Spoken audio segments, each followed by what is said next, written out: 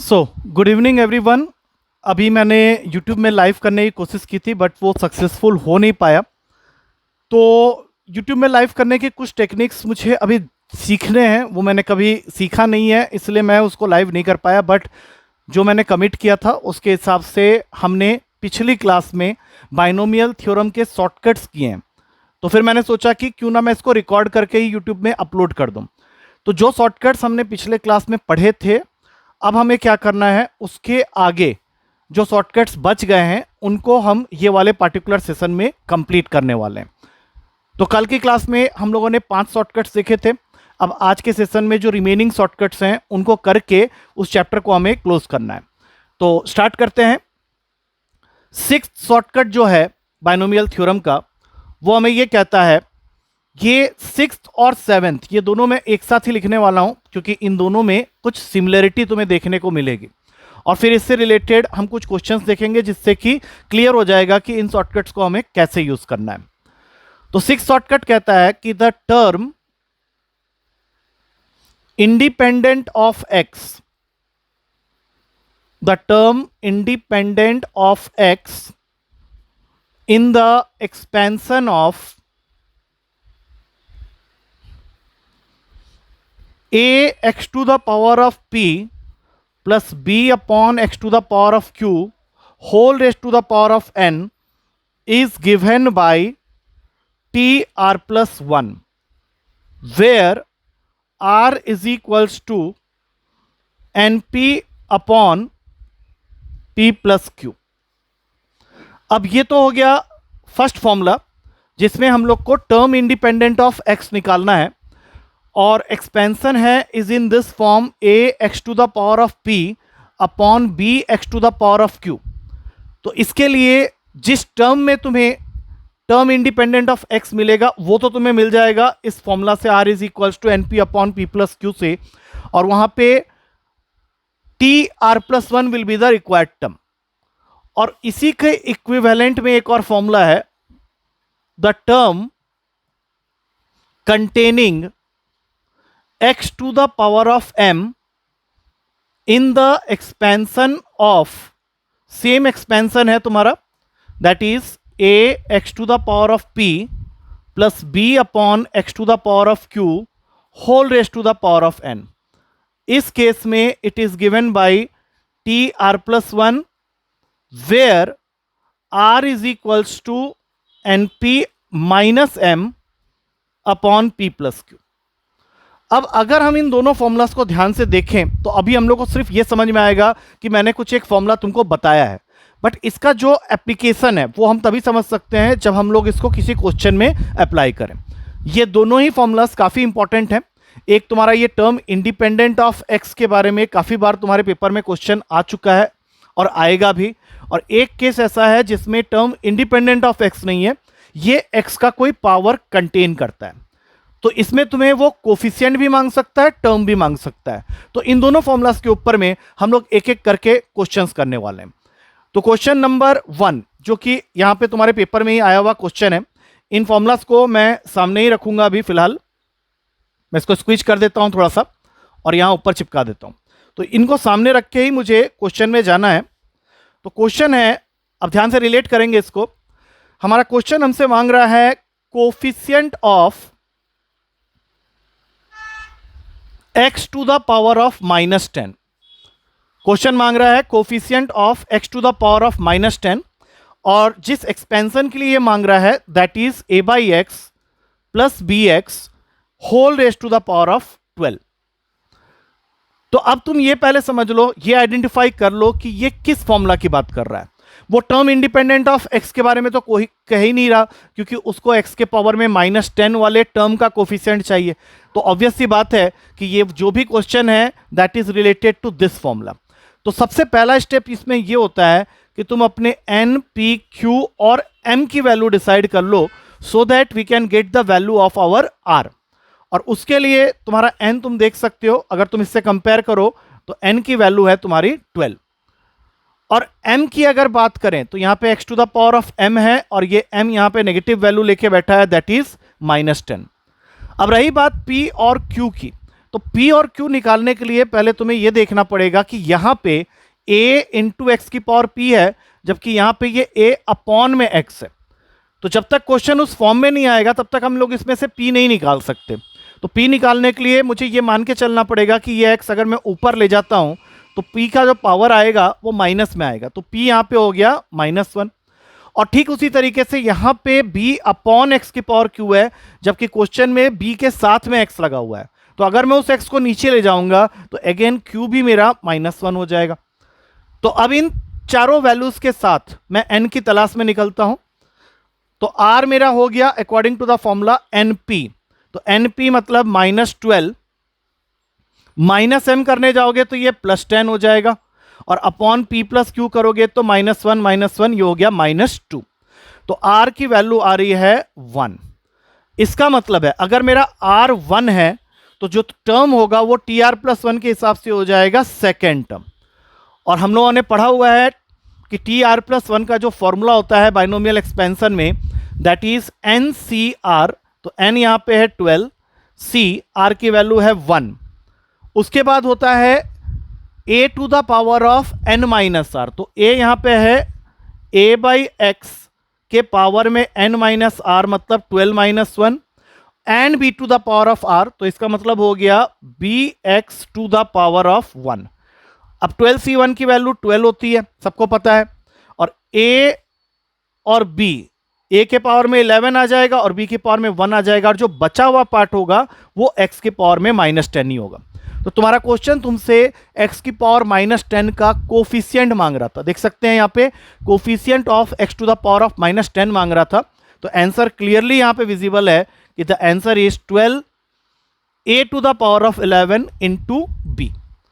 आई hope इसी के ऊपर में अगर हम एक क्वेश्चन और कर लेते हैं तो बात हमारी और क्लियर हो जाएगी, लेकिन उससे पहले इस फॉर्मूला को अच्छी तरह से देख लो। एक formula term independent of x के लिए है और एक है टर्म कंटेनिंग x की पावर m। इसका मतलब है कि एक में x का पावर 0 हो जाता है और एक में x का पावर m हो जाता है। तो फॉर्मूला को याद करने का यहां पे तुमको तरीका भी मिल जाएगा कि जिसमें x की पावर m है तो फॉर्मूला में है np - m अपॉन में p प्लस q। और जब हमने बोला टर्म इंडिपेंडेंट ऑफ x मतलब x का पावर हो गया 0, तो यही फॉर्मूले में m को 0 कर देने से ये बन जाता है r is equals to np upon p plus q। अब एक और क्वेश्चन लेते हैं, उसी के साथ हम लोग इस फॉर्मूला को कंप्लीटली समझने की कोशिश करेंगे। अब मैं नेक्स्ट पेज को ले रहा हूं। इस बार तुम्हारा क्वेश्चन है कि x³ plus 1 upon x² whole raise to the power of 8 अगर है तो तुमको बताना है द टर्म कंटेनिंग x की power 4, the term containing x की पावर में 4। तो अब इसके नीचे मैं फिर से एक बार फॉर्मूला को रिकॉल कराता हुआ तुम्हें लिख के बताता हूं। हमारा फॉर्मूला में जो एक्सपेंशन था वो था a x के पावर में p plus b upon x के पावर में q whole raise to the power of n। और इसके अंदर अगर वो तुमको टर्म कंटेनिंग x की पावर 4 मांग रहा है तो इसका मतलब है कि x की पावर m की जो वैल्यू है वो है x to the power of 4। तो अब हम लोग अगर फिर से इसमें r की कैलकुलेशन करते हैं तो r के कैलकुलेशन के लिए जिन चीज़ों की मुझे जरूरत पड़ेगी वो है n, p, m और q, क्योंकि यही फॉर्मूला होता है r को निकालने का। तो क्लियरली दिख रहा है कि n है मेरा 8, यहां पे तुम्हारा p ऑलरेडी अपने रिक्वायर्ड पोजीशन में है, दैट मीन्स p है 3, q की वैल्यू अपनी जगह में है दैट इज 2, और m हमारा है 4, क्योंकि हमें x to the power of m निकालना है, x to the power of 4 निकालना है। तो इस फॉर्मूला में अगर मैं पुट कर दूं तो np मतलब 8 into 3 24 minus m that is 4 और अपॉन में 3 प्लस 2 दैट इज 5। तो ये टोटल वैल्यू हो गया r इज इक्वल्स टू 4। तो अगर r की वैल्यू मेरी 4 आ गई है तो तुम्हारा आंसर हो जाएगा TR+1 that is T4+1 is equals to. अब फॉर्मूला क्या कहता है NCR, तो सबसे पहले लिखेंगे 8C4, उसके बाद x³ के पावर में 8 - 4 दैट इज 4 और फिर 1/x² के पावर में 4। अब जैसे ही 1/x² के पावर में 4 लिखोगे तो सिर्फ ये वाला पार्ट तुम्हें देखना है, क्योंकि बाकी जितना भी है वो x की पावर 4 ही बन जाएगा। और 8C4 को अगर हम लोग सॉल्व कर लें तो आंसर होगा 70। जो कि यहाँ पे विजिबल है पहले ही ऑप्शन में। तो आई होप तुमको ये पर्टिकुलर केस समझ में आ गया होगा जहां पे x की पावर कंटेन की जाती है। अब इसी तरह से एक केस लेते हैं जहां पे टर्म इंडिपेंडेंट ऑफ x था। एक बार बैक स्लाइड में चलेंगे। यहां पे मैंने तुम लोग को एक फॉर्मूला बताया था जिसमें टर्म इंडिपेंडेंट ऑफ x वाला केस भी है। दैट मीन्स फॉर्मूला में m कहीं पे भी नहीं है। दैट मीन्स चेंजेस जो होगा वो सिर्फ इतना होगा कि m को हटाने के बाद जो फॉर्मूला में बच जाता, that is an P upon P plus Q, उसके अकॉर्डिंगली हम लोग आर की वैल्यू तक पहुंच सकते हैं और साथ में टर्म भी डिसाइड कर सकते हैं। तो इसको समझने के लिए एक क्वेश्चन इसके ऊपर ले लेते हैं। तुमको एक्सपेंशन दिया हुआ है रूट में x/3 plus 3 upon 2x² whole raise to the power of 10, और क्वेश्चन कह रहा है कि find the term independent of x। तुम्हें बताना है वो टर्म जो कि इंडिपेंडेंट ऑफ x हो जाए। तो सीधा स्टार्ट करते हैं n, p और q की वैल्यू के साथ। तो हम लोग देख सकते हैं n की वैल्यू ढूंढने की जरूरत नहीं है, जो भी पावर में नंबर है वही तुम्हारा n होता है, तो दैट इज योर 10। उसके बाद तुम्हारा n जो है, अब चूंकि तुम x के पावर में रूट देख रहे हो तो n की वैल्यू हो गई हाफ, और q जहां पे बैठा है उसके हिसाब से q की वैल्यू हो जाएगी 2। अब r की तलाश में निकलते हैं। इस फॉर्मूला में है np upon p plus Q. तो n के जगह 10 लिखा, इंटू p के जगह 1/2 लिखा, और नीचे हो गया 1 प्लस 1/2। अब इसको सॉल्व कर लो तो 5 इंटू 2 प्लस 1/2 है, 5/2, तो ये टोटल हो जाएगा 2। तो अगर r 2 आया तो मेरा जो टर्म होगा that will be tr plus 1, that means third term. और क्वेश्चन में ये आंसर गिवन था बी ऑप्शन में कि the third term is independent of x। तो आई होप तुमको ये दोनों शॉर्टकट समझ में आ गए होंगे। मैंने स्टार्टिंग में बताया था कि ये काफ़ी इंपॉर्टेंट है, तुम्हारे बाइनोमियल थ्योरम चैप्टर्स के one of the important shortcuts में आता है। इसके बाद हम लोग चलेंगे 8th शॉर्टकट की तरफ। अब 8th शॉर्टकट सीधा सीधा शॉर्टकट है। उसमें शॉर्टकट क्या कहता है, ध्यान से देखना। 8th फॉर्मूला या 8th शॉर्टकट जो है वो ये कहता है the coefficient of x to the power of n-1 in the expansion of। अब इसके नीचे दो केस होते हैं, वो तुमको x to the power of n-1 का कोफिशिएंट मांग रहा है। एक्सपेंशन दो तरीके से देगा। First case x plus 1 into x plus 2 into x plus 3, और ये जा रहा है up to x plus n तक। तो इस केस में तुम्हारा आंसर होगा plus n into n plus 1 upon में 2। और यही चीज अगर वो सेम एक्सपेंशन में माइनस के साइन के साथ लगा के मांगे, that means x-1 into x-2 into x-3 up to x-n, तो आंसर सेम रहेगा, only you will be getting a minus sign. That means minus of n into n plus 1 upon में 2। अब इस पे ज्यादा क्वेश्चन तुम्हारे पेपर में आए तो नहीं है, बस मुझे ध्यान आ रहा है 2016 के सेकंड पेपर में पहली बार इस फॉर्मूला से रिलेटेड एक क्वेश्चन पूछा गया। तो और मैं वही क्वेश्चन करके तुम्हें समझा दूंगा कि ये फॉर्मूला क्या है। तो ये फॉर्मूला भी यहीं रहने देते हैं साइड में, और जो क्वेश्चन आया था उसके बारे में बात करते हैं।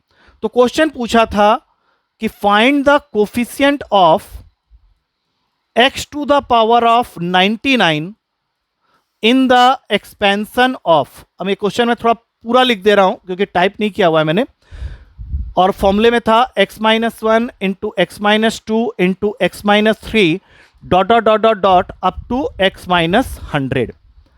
तो अब जरा फॉर्मूला को इस क्वेश्चन के साथ में समझने की कोशिश करते हैं। अब फॉर्मूला क्या कहता है कि you have to find the coefficient of x to the power of n-1। अगर मैं क्वेश्चन की बात करूं तो यहां पे जो लास्ट वैल्यू है वही तुम्हारा n होगा, that is in this case is 100। तो तुम खुद देखो कि उससे एक कम करके n-1 मतलब 100-1 कम करके 99 का वो कोफिशिएंट मांग रहा है। That means you have to find the coefficient of x to the power of 99 जो कि 100 से एक छोटा है, दैट मीन्स n-1 है, और बीच में ये माइनस के साइन के साथ में सारे टर्म्स हैं। तो सीधा आंसर हो जाएगा अकॉर्डिंग टू दिस फॉर्मूला, सबसे पहले तो माइनस n की वैल्यू हो गई 100 इंटू 101 n+1/2। अब ये 2 इसको काट देगा 50 में, और तुम्हारा आंसर हो जाएगा -5050। तो तो ये तुम्हारा फाइनल आंसर होगा इस पार्टिकुलर केस के लिए। और ये ज़्यादातर पूछे नहीं गए हैं, इसलिए आई कैन एज्यूम कि तुमको ये चीज़ समझ में आ गई है। अब चलते हैं नेक्स्ट शॉर्टकट की तरफ। नेक्स्ट शॉर्टकट है formula number 9।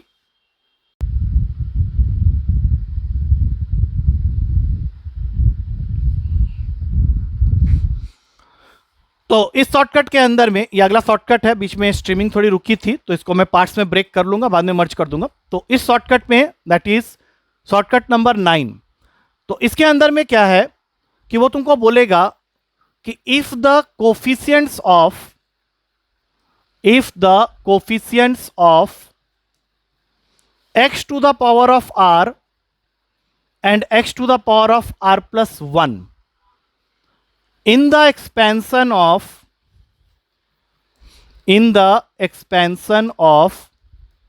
a plus x upon b whole raised to the power of n are equal, then इस केस में तुम्हारा n के लिए फॉर्मूला होता है r plus 1 whole multiplied with a b plus 1 and -1। Formula को अच्छी तरह से देख लो, क्योंकि इसकी रियल अंडरस्टैंडिंग तुम्हें क्वेश्चन के थ्रू ही हो सकती है। तो जो इकलौता क्वेश्चन आज तक इस पर्टिकुलर फॉर्मूला के ऊपर में आया है, उसको लिखते हुए मैं इस फॉर्मूला को समझाने की कोशिश करूंगा। फॉर्मूला को थोड़ा साइड कर दिया। सबसे पहले तो फॉर्मूला को एक बार रीड कर लेते हैं with reference to the question जो तुम्हारे पेपर में आया था। क्वेश्चन था कि coefficient of x to the power of 7 and x to the power of 8 in the expansion of 2 plus x upon 3 whole raised to the power of n are equal। अब अगर मैं इसको formula के साथ tally करूं तो x की power 7 जो है वो x की पावर r की जगह है, और x की पावर 8 दैट इज x की पावर r प्लस 1 वो तुम्हारा वहां पे बैठा हुआ है। रही बात a और b की, तो ये बहुत क्लियरली विजिबल है कि a तुम्हारा 2 है और b तुम्हारा 3 है। तो हमें निकालना है क्वेश्चन में n की वैल्यू, और ये फॉर्मूला है भी n के लिए ही, तो सीधा n के फॉर्मूला में पुट करते हैं। r हमने डिसाइड कर लिया है 7, तो 7 प्लस 1 होल मल्टीप्लाइड विथ 2 और 3, मतलब 2 इंटू 3 6 प्लस 1 माइनस 1। तो आंसर हो गया 8 into 7 minus 1, that means 56 minus 1, n की वैल्यू आ गई है 55। आई होप ये फॉर्मूला भी तुम्हारे दिमाग के अंदर अच्छी तरह से बैठ गया होगा। अब चलते हैं अगले फॉर्मूला की तरफ, that is formula number 10। Formula number 10 होता है कि हाउ टू कैलकुलेट या how to find the total number of integral terms, और यहां पे स्लैश डाल के लिख सकते हैं terms free from radical sign in the expansion of. अब देखो मैं पूरा लिख रहा हूं तो थोड़ा सा पेशेंस रख के इसको समझना। x के पावर में 1/p प्लस y के पावर में 1/q whole raise to the power of n। सबसे पहली चीज तो तुम्हें ये अभी एक बार में समझ में आएगा ही नहीं। अभी यहाँ पे 2-3 कंफ्यूजन्स जो तुम्हारे दिमाग में क्रिएट हो रहे होंगे वो यही है कि सर ये क्या है, मतलब what is the meaning of this integral terms. सबसे पहला क्वेश्चन यही होगा, और उसके बाद तुम ये भी पूछ सकते हो कि सर फिर ऑब्लिक में आपने ये क्यों लिखा है कि terms free from radical sign. तो पहले तो आप इसका मतलब समझा दो हमें, क्योंकि जो आप निकलवाना चाहते हो वो तो हमें समझ में आ गया कि you want to calculate total number of terms, लेकिन ये किस तरह के टर्म्स हैं और किस तरह के एक्सपेंशन के लिए आप बताने वाले हो। तो इसको समझाने के लिए मैं पहले एक चीज क्लियर कर दूं कि इंटीग्रल टर्म्स या terms free from radical sign का मतलब क्या होता है।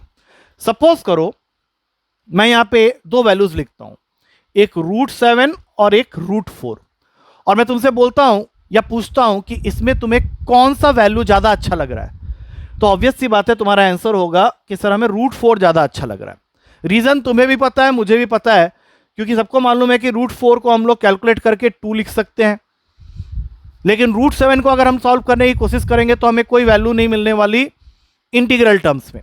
अगर कोई वैल्यू मिलेगी वो भी हमें non terminating non decimal representation के फॉर्म में मिलेगी, because it is an irrational number. इसका यह मतलब हुआ कि रूट 4 को मैं इंटीग्रल वैल्यूज में एक्सप्रेस कर सकता हूं, लेकिन रूट 7 को नहीं कर सकता हूं।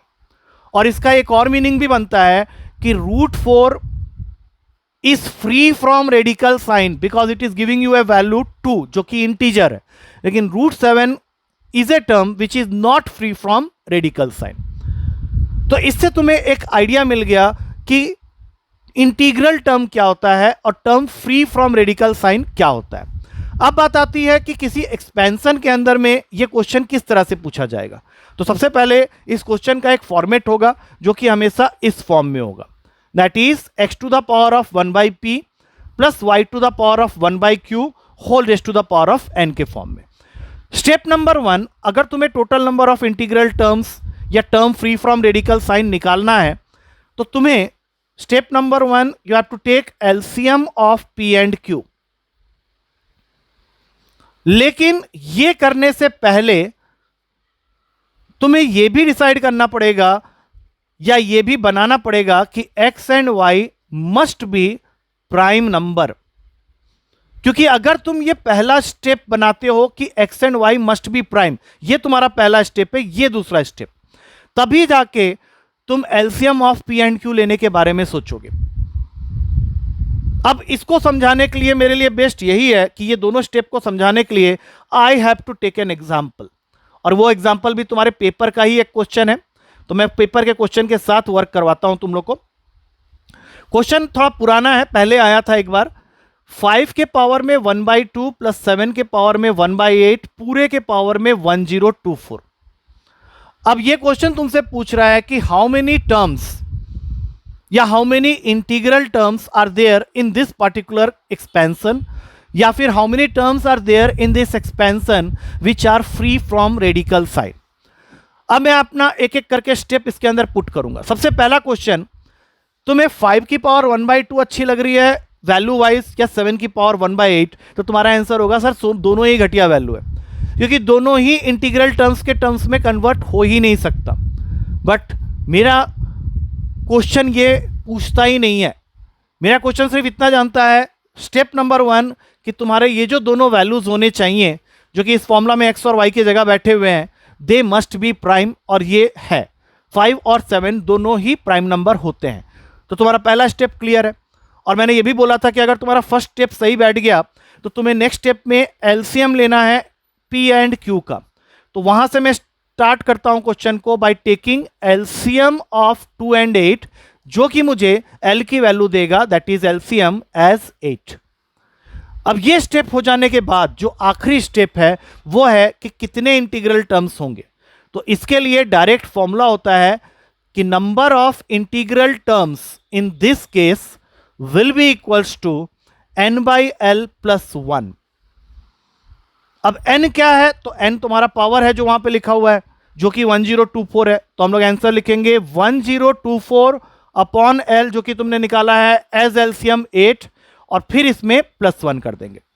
अब 1024 को 8 से डिवाइड करोगे तो आंसर आएगा 128, और +1 करोगे तो ये आंसर हो जाएगा 129। दैट मीन्स कि इस पर्टिकुलर एक्सपेंशन के अंदर में total number of integral terms या फिर terms free from radical sign जो होंगे दैट विल बी 129।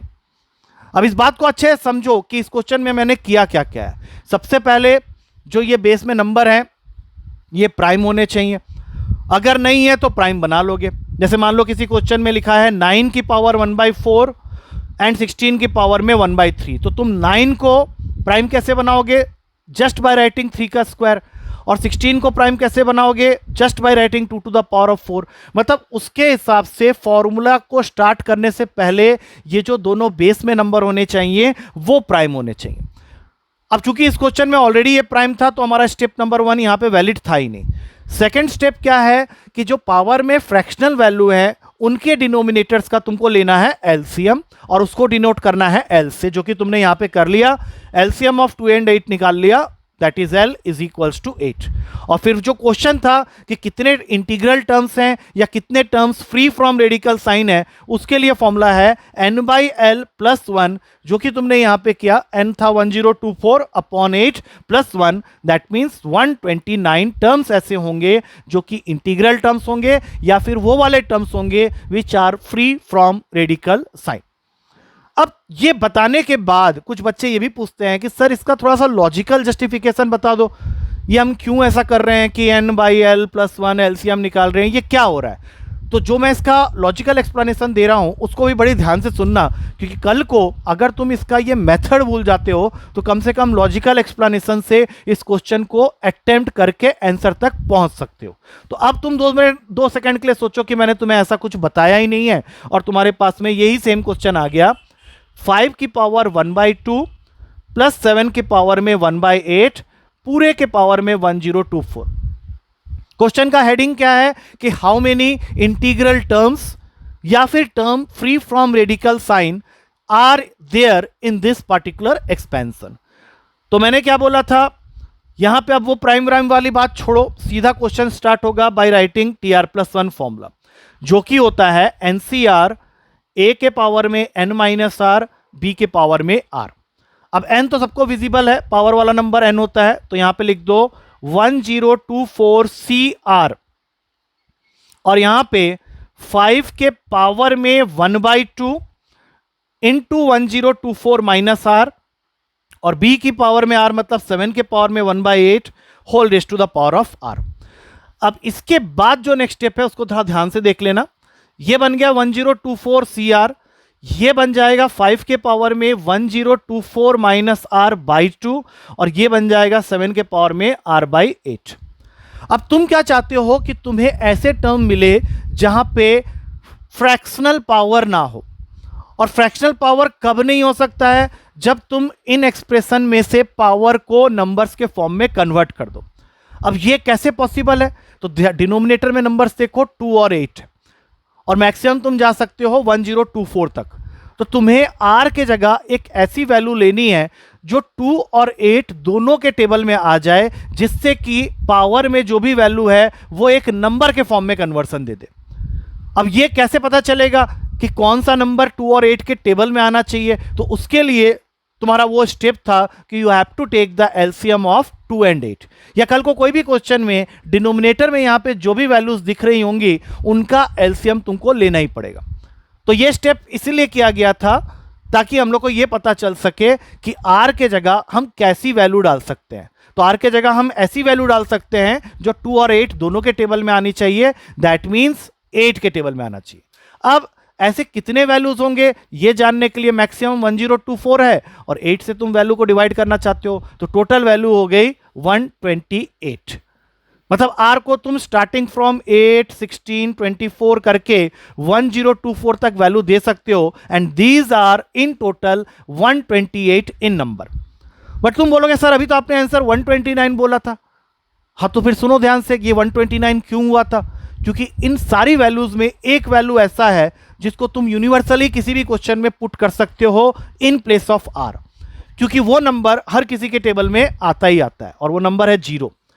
अब अगर तुम यहां पे r की जगह 0 डाल दोगे तब भी तुम्हें जो पावर में वैल्यू मिलेगी वो फ्रैक्शनल वैल्यू नहीं होगी। तो हमेशा याद रखना, यहां पे जो +1 हम लोग एक्स्ट्रा कर रहे थे n/L + 1, वो इस 0 की वजह से कर रहे थे, और यही वो नंबर है जिसको ऐड करते ही तुम्हारा ये आंसर हो जाएगा 128 + 1, दैट इज इक्वल्स टू 129।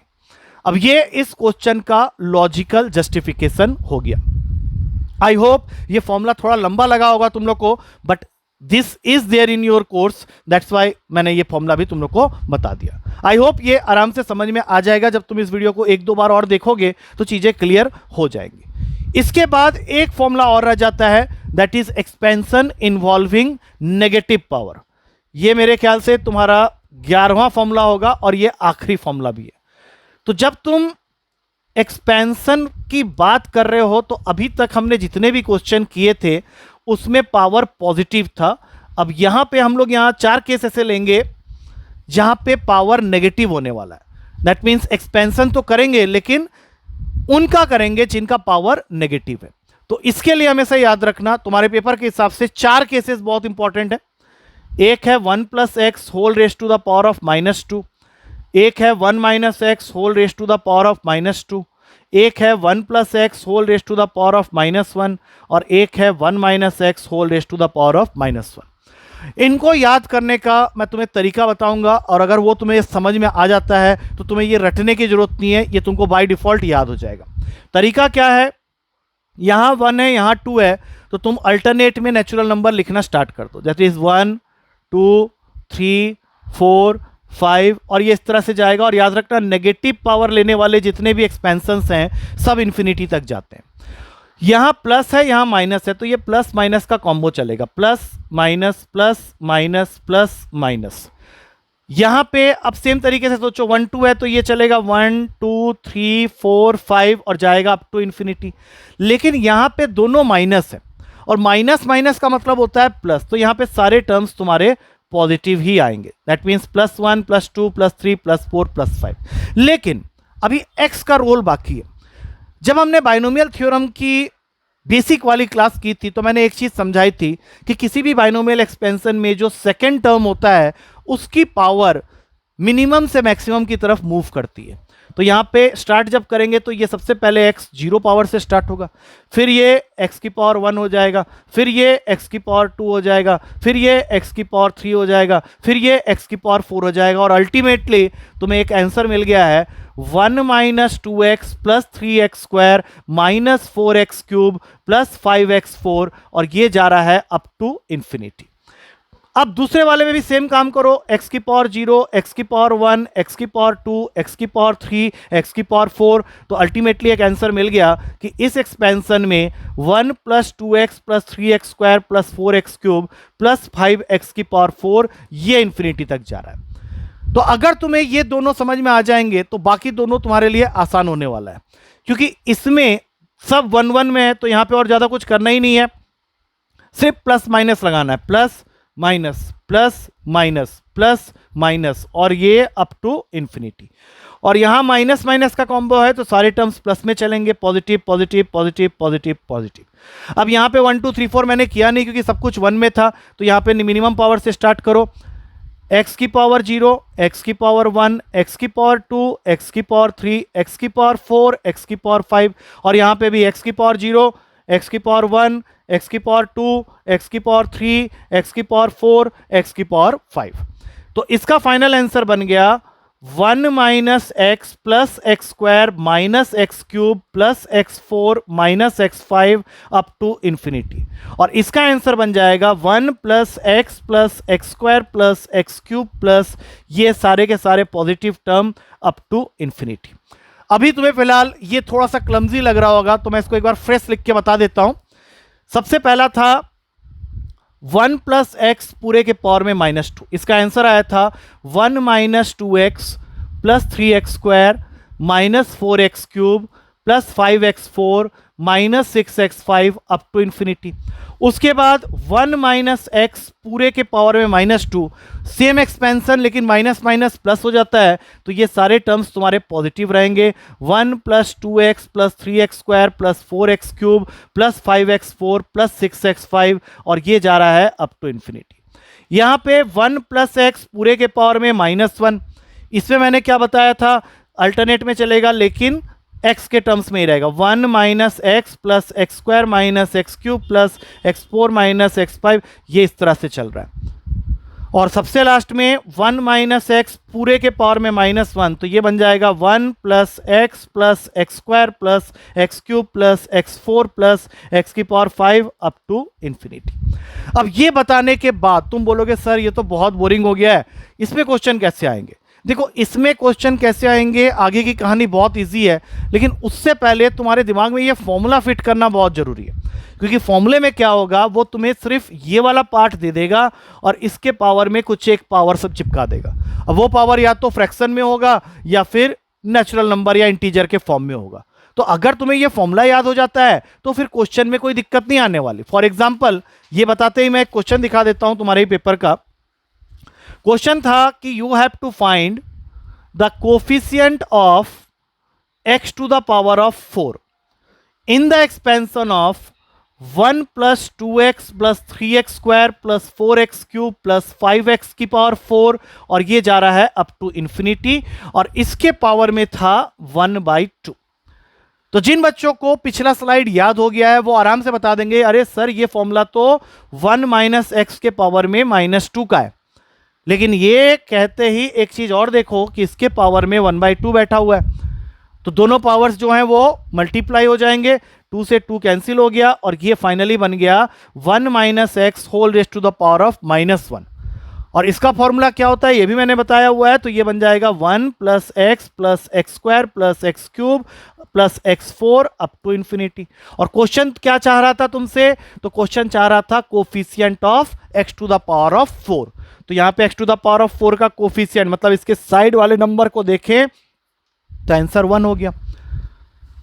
तो अगर तुम्हें ये चीज समझ में आती है, तुम्हें ये फॉर्मूला समझ में आता है, तब तुम आराम से इन क्वेश्चंस को कर सकते हो। और इसीलिए मैं एक क्वेश्चन और करवा देता हूं जो कि तुम्हारे ही पेपर का क्वेश्चन है।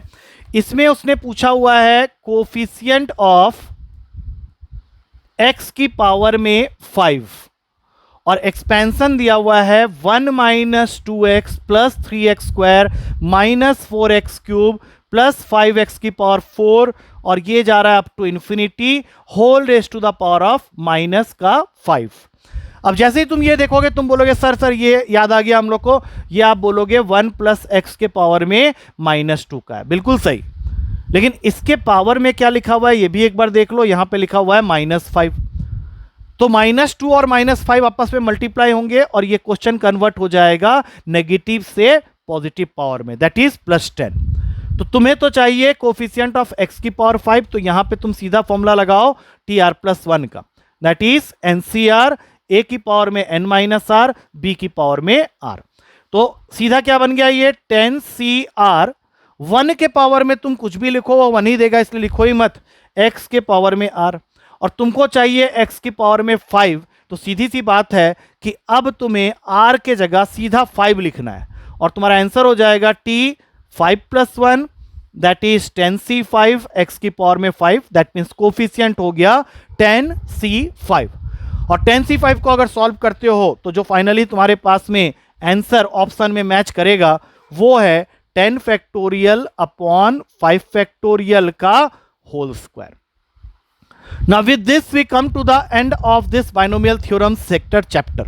इसके अंदर में जो भी शॉर्टकट्स थे पिछले सेशन में, उससे पिछले वाले में बेसिक्स मैंने बताया था, और आज के सेशन को मिला के इस चैप्टर को हम लोग यहाँ फिनिश करते हैं।